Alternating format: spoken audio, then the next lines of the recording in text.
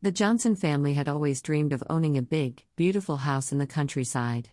They saved up for years and finally found the perfect home, a large Victorian mansion that had been abandoned for years.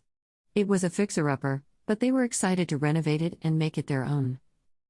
They moved in during the summer, and everything seemed fine at first. But as the days passed, they started experiencing strange occurrences in the house. Doors would open and close on their own, objects would move, and they heard strange noises coming from the walls. The family tried to ignore it, but the strange occurrences became more and more frequent. One night, the family woke up to find a ghostly figure standing at the foot of their bed. It was a young girl, dressed in old-fashioned clothing, with long, tangled hair and a face twisted in rage. The family was terrified, but the ghost didn't harm them. She just stood there, watching them. Over the next few weeks, the ghost became more active. She would appear in different rooms of the house, and the family could hear her whispering in the halls at night. They tried to ignore her, but it was impossible. They knew they had to do something about the haunting. They called a team of paranormal investigators, who came to the house with their equipment and set up cameras and recording devices.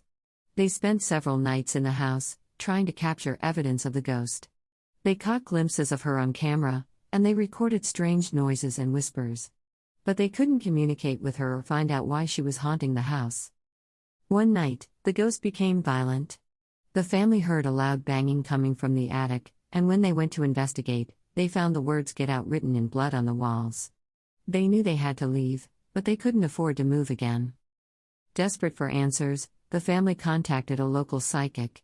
The psychic told them that the house was built on an ancient burial ground, and the ghost of a young girl had been disturbed by their renovations. The psychic performed a ritual to try to banish the ghost, but it didn't work. The ghost was too powerful.